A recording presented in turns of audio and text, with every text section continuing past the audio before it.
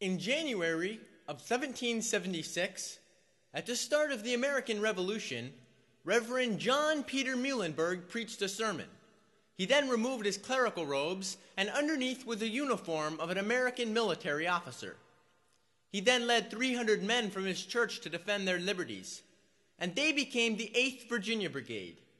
Reverend Muhlenberg went on to become Major General under George Washington. He was later elected to the first federal Congress, where he helped frame the Bill of Rights. It is men like Reverend Muhlenberg who fought for the form of government we love. We, the people, are the first words of our Constitution. Our Constitution isn't just an old-fashioned document sitting in the National Archives. Rather, it is living and valid for us today. This living document is our law, and it is our life. It is America's freedom. It is the oldest working constitution in the world, from May 1787 till now.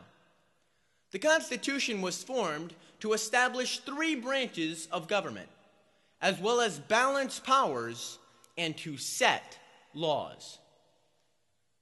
The genius of it all was that it limited government. Thomas Jefferson wrote, "Our peculiar security is in possession of a written constitution.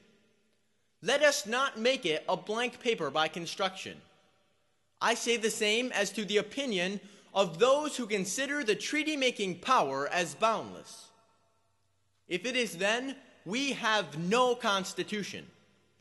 If it has bounds, there can be no others than the definitions of the powers which that instrument gives. It specifies and delineates the operations permitted to the federal government and gives all powers necessary to carry these into execution. By drifting from the Constitution, the federal government has grown more powerful than what our founders had originally intended. Our founders wrote the Constitution in order to establish justice, ensure domestic tranquility, provide for the common defense, promote the general welfare, and secure the blessings of liberty."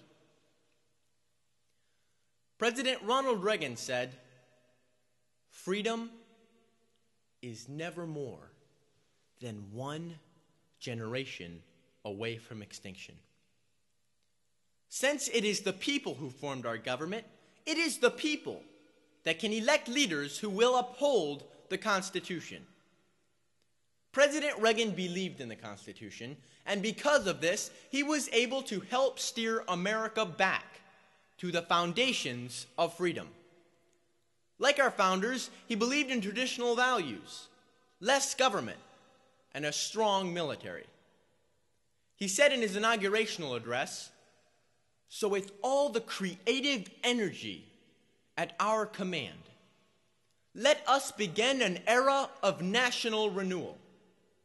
Let us renew our determination, our courage, and our strength. And let us renew our faith and our hope." Ladies and gentlemen, freedom is not something that can be given. Freedom is something people choose, and we, the people, are as free as we choose to be. In order to maintain this freedom, let us never forget that socialism is our opponent, communism is our adversary, and terrorism is our enemy. President John F. Kennedy said, "Let every nation know, whether it wishes us well or ill, that we shall pay any price, bear any burden, meet any hardship, support any friend, oppose any foe, in order to assure the survival and the success of liberty." At the end of the Declaration of Independence, it states, "With a firm reliance on the protection of divine providence, we mutually pledge to each other our lives, our fortunes, and our sacred honor. These great men were willing to give all of this for the form of government contained in this great document.